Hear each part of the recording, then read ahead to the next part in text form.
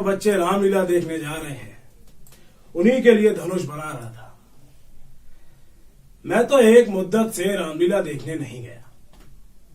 बंदरों के भद्दे चेहरे लगाए, आधी टांगों का पाजामा और काले रंग का ऊंचा कुर्ता पहने आदमियों को दौड़ते हूं करते देखकर अब हंसी आती है, मजा नहीं आता।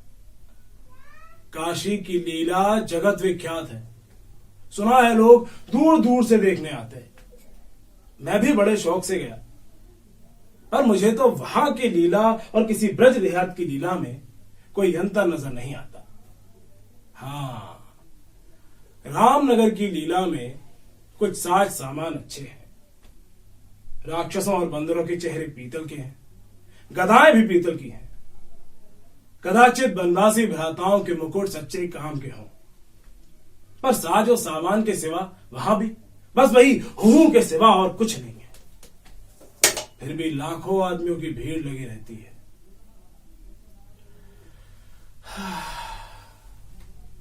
चलिए मैं आपको अपने बचपन में लिए चलता हूं, जब एक बार हमारे गांव में रामलीला हुई।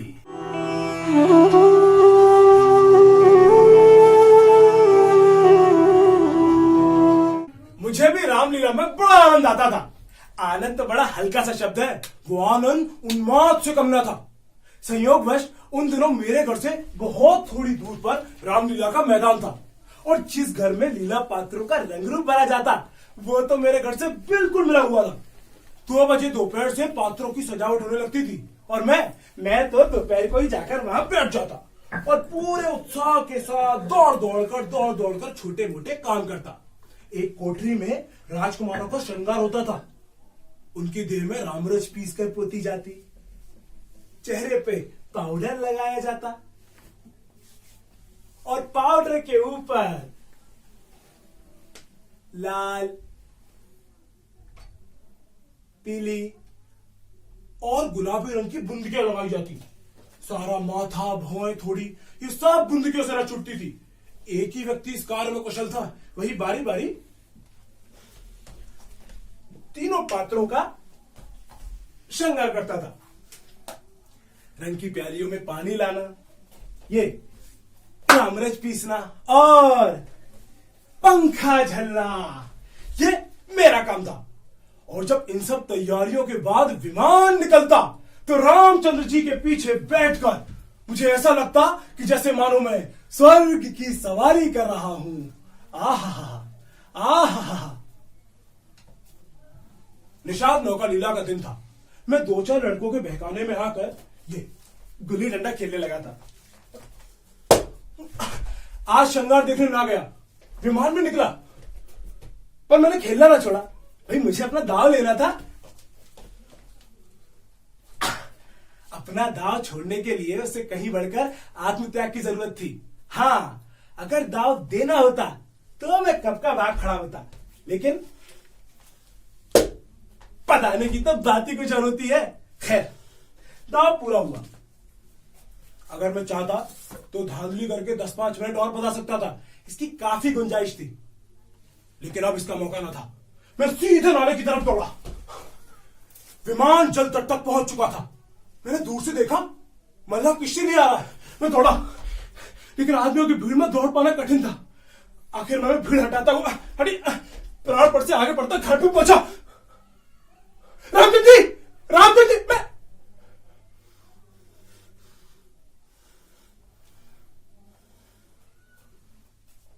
तो निषाद अपनी नौका खोल चुका था।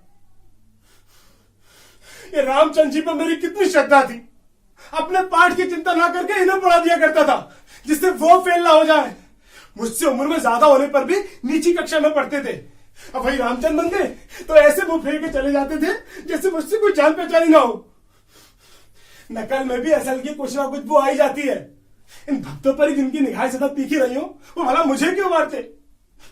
मैं विकल होकर उस पछड़ी की भांति घूमने लगा जिसकी गर्दन पर पहली बार चूहा रखा गया हो। कभी दौड़कर नाले की तरफ जाता तो कभी किसी की सहायता की खोज में पीछे की तरफ दौड़ता, पर सबके सब अपनी धुन में मस्त थे। मेरी चीख पुकार किसी के कानों तक न पहुंची। उस दिन मैंने निश्चय किया कि अब रामचंद्र से कभी बात नहीं करूंगा और ना ही कोई खाने की चीज दूंगा। पर वो जो ही नाला पार करके पुल की तरफ लौटे, मैं दौड़ के विमान पे चढ़ गया और ऐसे खुश हुआ जैसे मानो कोई बात ही नहीं हुई थी।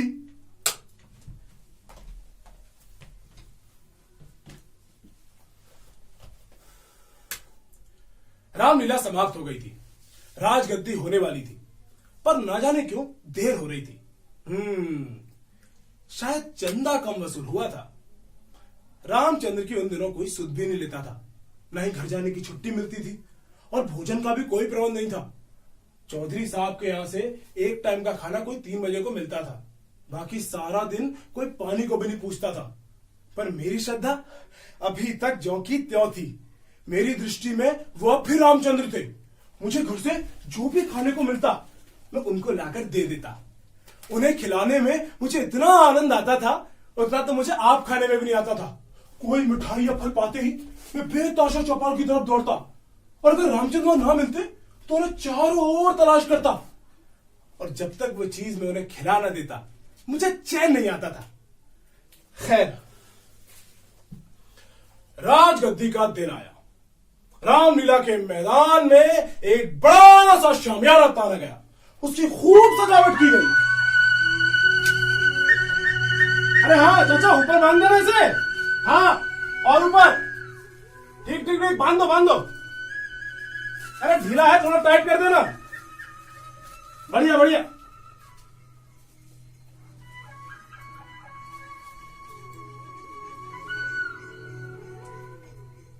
वैश्याओं के दल भी आ पहुंचे और शाम को रामचंद्र जी की सवारी निकली और आरती की तैयारियां होने लगी।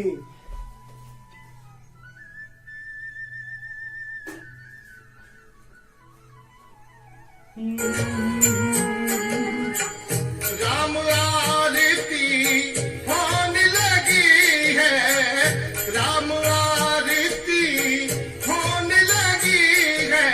जगमग जगमग जोत जगी है, जगमग जगमग जोत जगी है।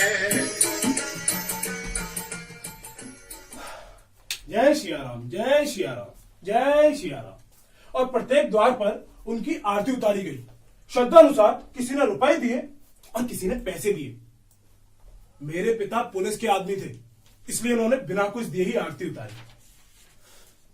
उस वक्त मुझे इतनी लज्जा आई कि उसे बयान नहीं कर सकता। संयोग से मेरे पास 1 रुपया था।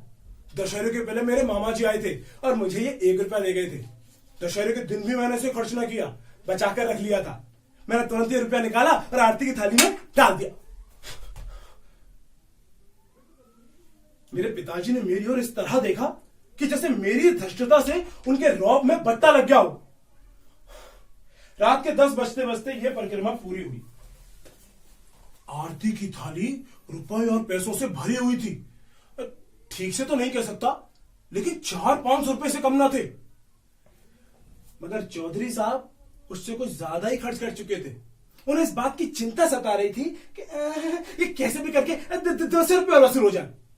तो उसकी सबसे अच्छी तरकीब उनको यह मालूम हुई कि वैश्याओं द्वारा महफिल में वसूली हो। जब लोग आकर बैठ जाएं और महफिल का रंग जम जाए तो आबादी जान रसिकजनों की कलाइयां पकड़ पकड़ कर ऐसे हाव भाव दिखाएं कि लोग शर्माते शर्माते भी कुछ ना कुछ दे दें। आबादी जान और चौधरी साहब में सलाह होने लगी। मैं संयोग से दोनों प्राणियों की बातें सुन रहा था। चौधरी साहब ने सोचा होगा ये लौंडा क्या समझेगा, मगर ईश्वर की दया से यहां तो अक्ल के पुतले थे, सारी दास्तान समझ में आ गई थी। चौधरी साहब बोले, अरे आबादी जान, ये तुम्हारी जाति है, अब तुम्हारा हमारा कोई पहला सबिका तो है नहीं। अगर ईश्वर ने चाहा तो तुम्हारा आना जाना यह लगा रहेगा। अब की चंदा बड़ा कम आया है, नहीं तो मैं तुमसे इतना इसरार ना करता। आबादी जान भी बड़ी खेली हुई औरत थी, तपाक से बोली, अच्छा तो आप मुझे से जमींदारी चारे चलते हैं, वाह। मगर यहां हुजूर की दाल न गलेगी, रुपए मैं वसूल करूं और मूछों पर ताव दें आप।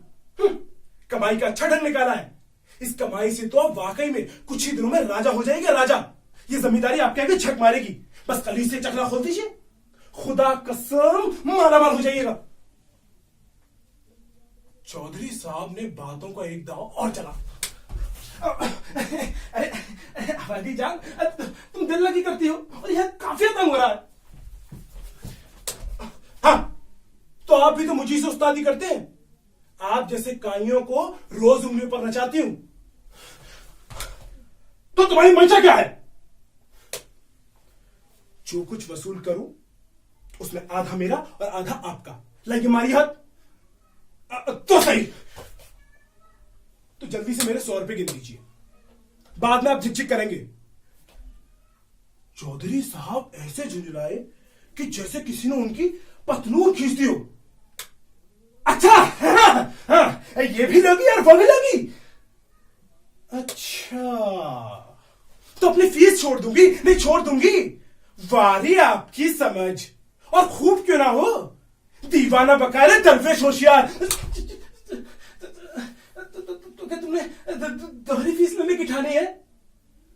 अगर आपकी 100 दफे गरज हो तो, वरना मुझे के पागल कुत्ते ने काटा है जो लोगों की जेब में हाथ डालती फिरूं। भाई चौधरी साहब की एक न चली। आबादी जान के सामने दबना ही पड़ा। आबादी जान थी कुछ ऐसी, बातें मनवाने में कम न थी। अब नाच शुरू हुआ।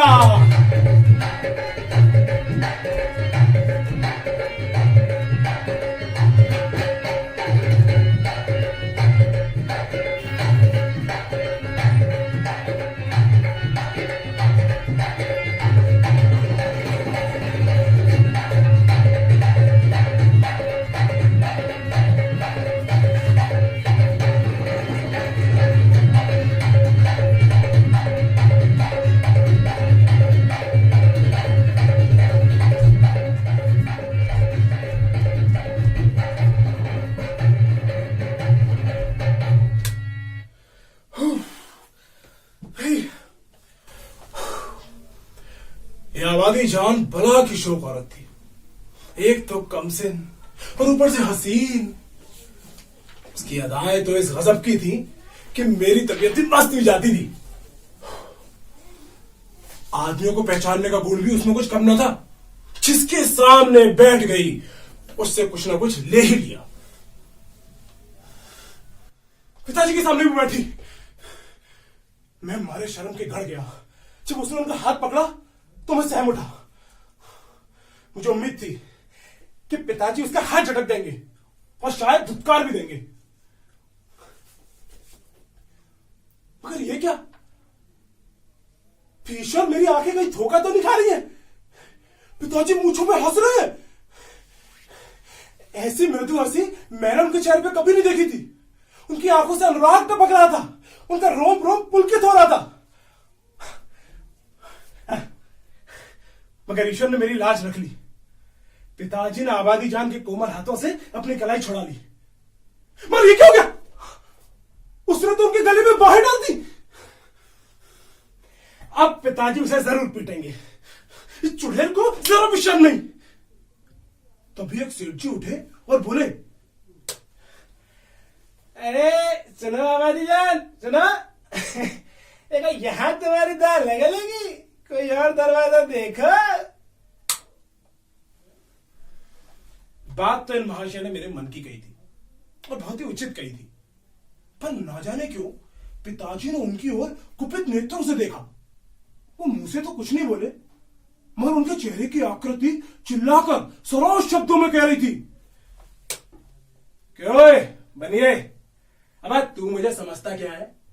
भाई यहां ऐसे अवसर पर जान निसार करने को तैयार हूं। ये रुपए की हकीकत क्या है? और हाँ, तेरा जी चाहे तो आजमा ले। अगर तुझसे दूनी रकम ना दे दूं तो अपना मुंह ना दिखाऊं। महान आश्चर्य, घोर अनर्थ। हे जमीन, तू फट क्यों नहीं जाती? आकाश, तू फट क्यों नहीं जाता? मुझे मौत क्यों नहीं आ जाती? पिताजी जेब में हाथ डाल रहे। ओह, वो कुछ चीज निकाली।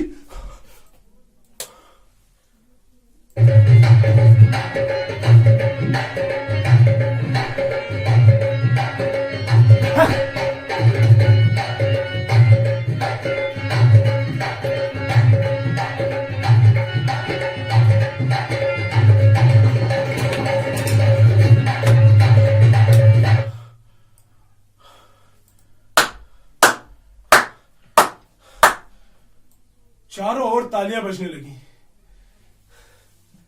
सेठ जी उल्लू बने या पिताजी ने मुंह की खाई, इसका निश्चय मैं नहीं कर सकता। मैंने सिर्फ इतना देखा कि पिताजी ने कशरफी निकाली और आबादी जान को दे दी। उनकी आंखों में इस वक्त इतना गर्वयुक्त उल्लास था कि मानो उन्होंने हातिम की कब्र पर लात मारी हो।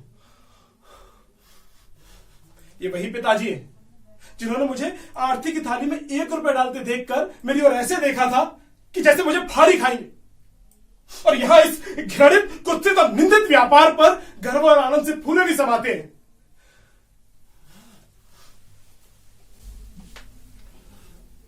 आबादी जान ने एक मनोहर मुस्कान के साथ पिताजी को सलाम किया और आगे बढ़ गई, मगर मुझसे वहां बैठा ना गया।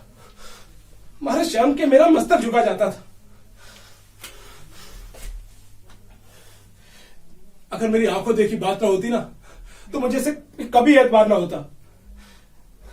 मैं बाहर जो कुछ भी देखता था उसकी रिपोर्ट अम्मा जी को जरूर करता था, मगर इस मामले को मैंने उनसे छिपा रखा। मैं जानता था कि उन्हें बहुत दुख होगा। रात भर गाना वाना होता रहा। तबले की धमक मेरे कानों तक आ रही थी। जी चाहता था कि चलकर देखूं, मगर साहस ही नहीं होता था। अगर किसी ने पिताजी का जिक्र छेड़ दिया तो क्या करूंगा? नहीं नहीं,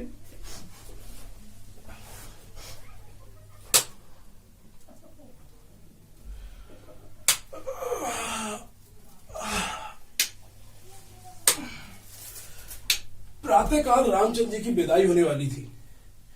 मैं आंखें मलता हुआ सीधे चौपाल की तरफ भागा। डर रहा था कि कहीं रामचंद्र चले ना गए हो। वहां पहुंचा तो देख, वेश्याओं की सवारियां जाने को तैयार खड़ी थी और 20 आदमी हसरत भरा मुंह बनाए उनकी ओर देख रहे थे। मैंने उनकी ओर एक आंख न उठाई, सीधे रामचंद्र जी के पास गया। लक्ष्मण और सीता बैठे रो रहे थे और रामचंद्र जी खड़े कांधे पर लुटिया डोर डाले उन्हें समझा रहे थे। मेरे सिवा वहां और कोई न था। मैंने उनसे कुंठित स्वर में पूछा, रामचंद्र जी आपकी विदाई हो गई, कुछ रुपए कपड़े तो मिले ही होंगे।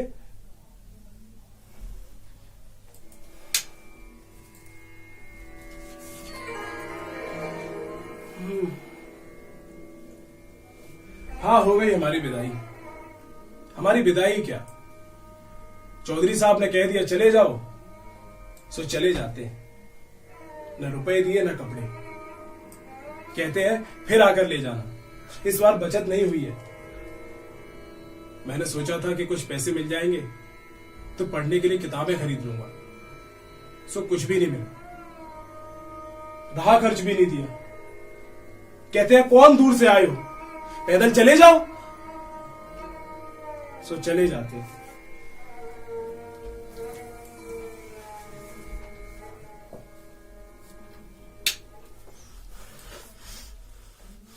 मुझे ऐसा क्रोध आया कि चलकर उस चौधरी को खूब आड़े हाथों लूं। वेश्याओं के लिए रुपए, सवारियां, सब कुछ, और बेचारे रामचंद्र जी और उनके साथियों के लिए कुछ भी नहीं। जिन लोगों ने रात भर आबादी जान पर ये 10-10, 20-20 रुपए नौछावर किए थे, क्या उनके पास 2 पैसे आने भी नहीं थे उन्हें देने के लिए? पिताजी ने भी तो आबादी जान कर कशरफी दी थी। चलकर देखता हूं कि इनके नाम पर क्या देते हैं।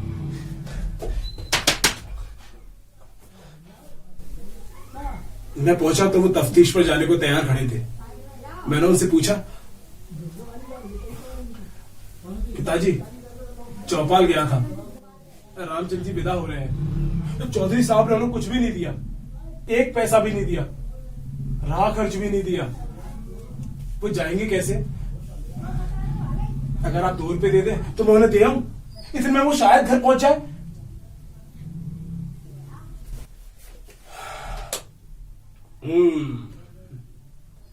यह चौधरी साहब की नाइंसाफी है, मगर तुम्हें इसकी क्यों चिंता हो रही है? हा? अरे क्या चौपाल चौपाल लगा रखा है? तुम्हारे पास और कोई काम नहीं है क्या? जाओ जाकर अपनी किताबें देखो। रामचंद्र जी को 2 रुपए दिया हूं।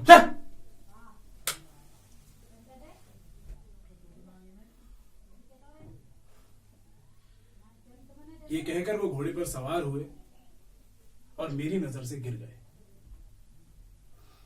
उस दिन से पिताजी पर से मेरी श्रद्धा उठ गई। फिर कभी मैंने उनकी डांट डपट की परवाह नहीं की। मेरा दिल कहता था कि आपको मुझे उपदेश देने का कोई अधिकार नहीं है। वो जो कहते मैं ठीक उसका उल्टा करता। मुझे उनकी सूरत से भी चिढ़ हो गई। यद्यपि इसमें मेरी हानि हुई, लेकिन मेरा अंतःकरण विप्लवकारी विचारों से भरा हुआ था।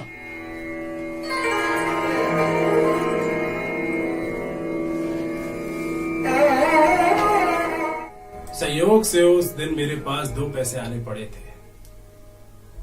मैंने वो पैसे उठाए और शर्माते शर्माते रामचंद्र जी के हाथ में रख दिए। उन पैसों को देखकर उन्हें इतना हर्ष हुआ, वो मेरे लिए आशातीत था। टूट पड़े, मानो प्यासे को पानी मिल गया हो। वही 2 पैसे आने लेकर तीनों मूर्तियां विदा हुई। बस मैं ही उनके साथ गांव के बाहर तक आया। मैं दूर तक उन्हें देखता रहा, जब तक तीनों मूर्तियां मेरी आंखों से ओझल न हो गई। मेरी आंखें सजल थी, पर हृदय आनंद से उमड़ा हुआ था।